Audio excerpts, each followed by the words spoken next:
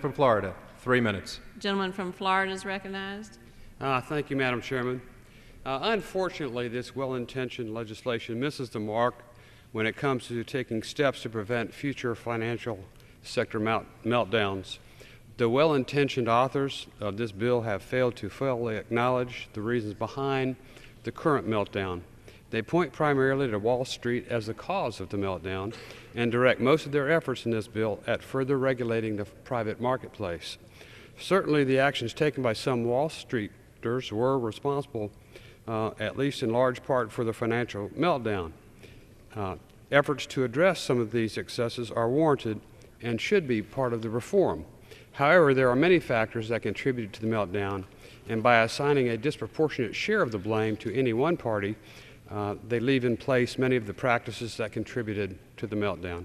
If we base our actions upon the mistaken notion that the financial meltdown was principally caused by the private sector and that the regulators lack the necessary tools to oversee the private sector, then we are bound to repeat the mistakes of the past. The crafters of this legislation have failed to objectively assign blame.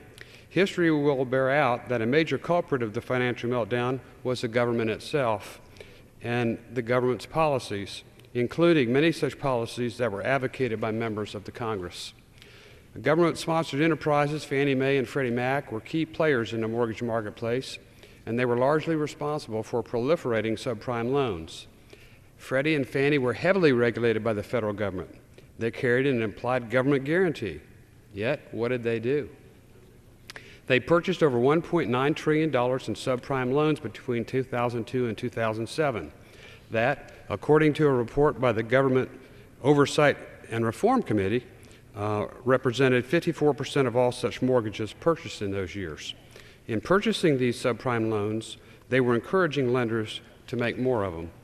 Had Fannie and Freddie not been such ready buyers of subprime loans, many of the loans likely would not have been made. That is not to say that some of the private sector would not have made such loans, but had they done it, it certainly would not have been on the grand magnitude, since Fannie and Freddie would not have been standing there ready to buy the loans from the lenders. We must also consider the actions of the Federal Reserve. The Fed and other central banks around the world keep interest rates at very low levels between 2002 and 2006, making credit easy and cheap.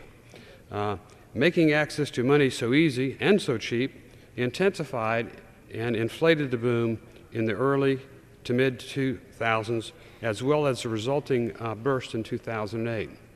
Common sense would suggest that we would learn from these mistakes. Unfortunately, H.R. 4173 significantly expands the power of the Federal Reserve, the very entity that was responsible for but failed to identify systemic risk in what have become some of the recipients of taxpayer bailouts.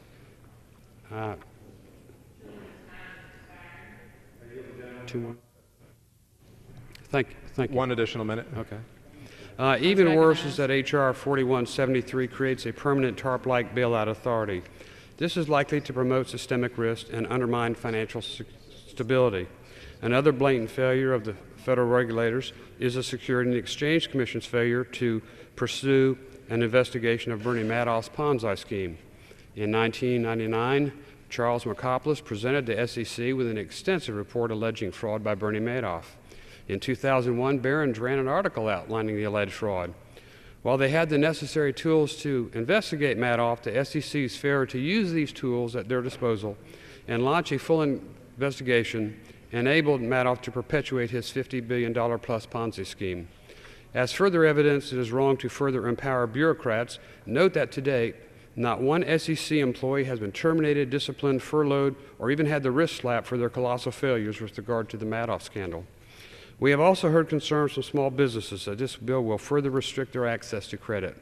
Not only is this particular development troubling. Gentleman's time has expired.